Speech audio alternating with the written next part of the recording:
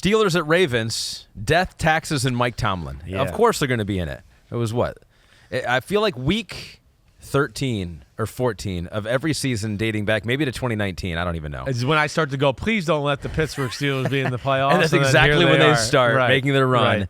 Right. They are the 9th seed right now. But this year is so crazy in the postseason, too. I think I saw some scenarios where they can lose and move up into playoff position, depending on what else happens. Is that right? They can lose, yeah, right. Pete, have you seen that, too? I guess like it if would have to Jacksonville loses, right, and then we have Indy playing Houston, and they have the tiebreaker maybe with, like, Buffalo, I guess.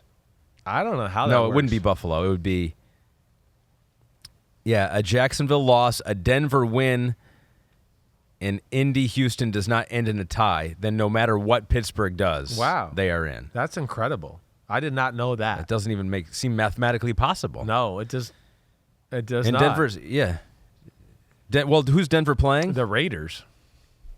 So because that must be tiebreakers. It has to be something like gosh. that. Yeah, that's how deep or how far down it's going. Steve Kornacki's guy. He's like he hasn't seen his friends and family for like 3 weeks because he's trying to figure all this stuff out for us. So Pittsburgh can clinch the wild card with a win though, and losses by Buffalo or Jacksonville. So there are multiple ways they can get in here. Yeah. They are playing the Ravens. Ravens might not have anything to play for. Yeah. And throw this in there. Week 5, they beat them when they did have everything to play for. 17-10 in one of the weirder games all year because George Pickens' 41-yard game-winning touchdown with 1:23 left was their first lead of the game, and they won one of those Pittsburgh Steelers-type games. It was like, that was one of those games where you were like, oh, my gosh, that's unreal. We've seen Tomlin and Pittsburgh do this before. And we've seen the Ravens do that a few times over the last few years where you're like, they are literally kicking the crap out of this team. And that was the game, the big drops, remember?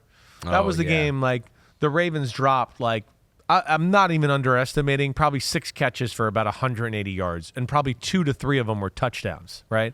So it's like the game should have been over with and done with. Mm-hmm. And as we know in the NFL, when you don't do that and take advantage of it, you're in trouble. Incredible what the Steelers are doing, right? I watched some of that film against the Seahawks a little. Mason Rudolph, everything they're doing there. Yeah, what's going on there specifically? Because, I mean, the last 2 games they have averaged 32 points per game. Yeah. Bengals, Seahawks, not 2 world-beating defenses. The worst defenses in football. So I think that's fair to say. We have to say that, right? Because there's just a little too much out there where people are like, well, look what he's doing now. He should be the starting quarterback. And I want to go, listen, he deserves to start. I get it.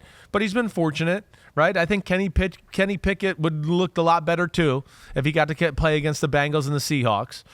Both horrible, pass defenses and defenses in general, right? But here's the thing I think I would look at with Mason Rudolph. I think it's not that there's like a huge schematical difference. There's nothing like that. Where I think they're playing weaker defenses. We've saw them running the ball a little bit better lately. Ever since they fired Canada, they have tried to throw the ball down the field a little bit more. Mason Rudolph's a good down the field thrower. Mason Rudolph hangs in the pocket more than I think the other 2 quarterbacks do and lets things develop downfield too, right? To where he's not like, oh, the pass rush is getting on me, let me just check it down. He's like, pass rush is getting on me, but I can pat it one more time and throw the deep one here, right? There's value in that, of course, because they got some weapons to strike down the field.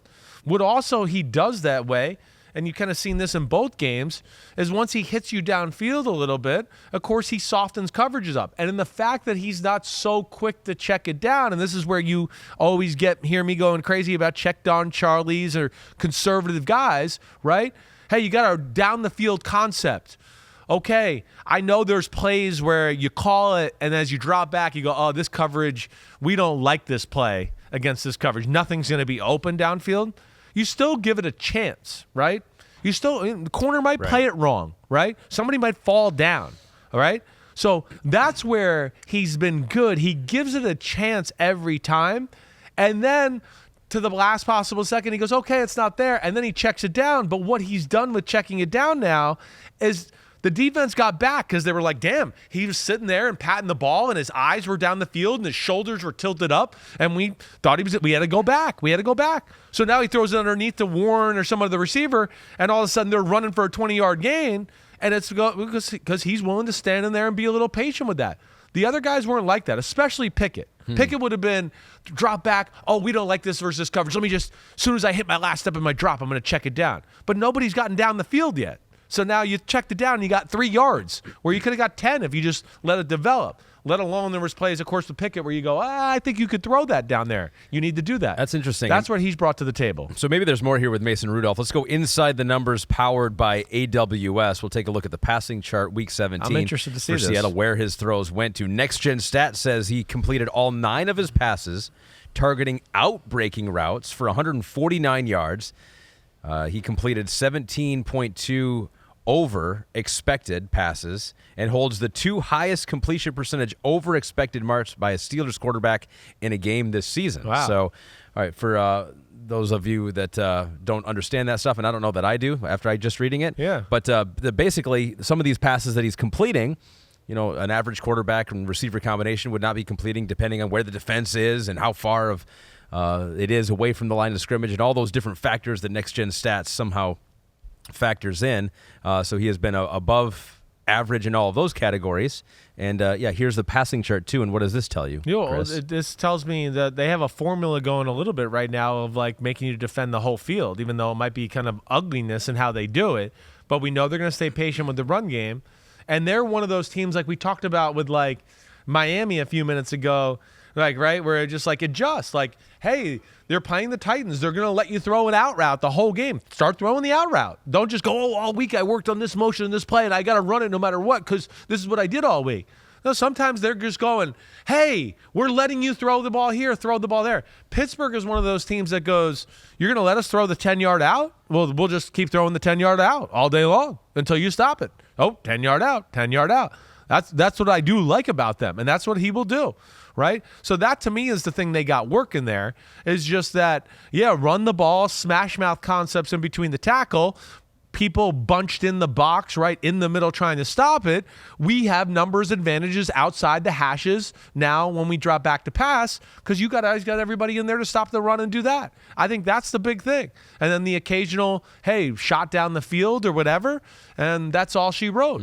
But simple way of just going, hey, this is how you're going to have to defend the whole field against us. And with those 2 receivers they have on the outside, it ends up being in some big plays because of their talent. And that was inside the numbers powered by AWS.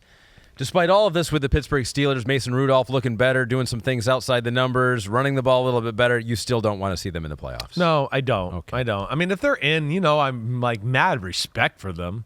No doubt about it. But as we sit here right now, I like the 6 teams that are in other than the Colts. I want Houston in at 7. Okay. And that's nothing personal. That's just purely for me watching football. Sorry, Colts fans or anybody out there. I won't be mad if the Colts get in. But, just C.J. Stroud and that story, I think, is cool for the AFC playoff picture. Yo, what up, homies? Thanks for watching. Remember, subscribe to Chris Simms Unbuttoned. Right now, we got Sunday pod, right? So you can have it Monday morning. We recap all the action. Wednesday, it's the What the Happened podcast. We're going to get deep in the weeds on the key matchups of the week. And then Thursday, I'm picking games with that jerk Florio. So you know where to find us, homies. Keep watching. Peace out. We'll see you.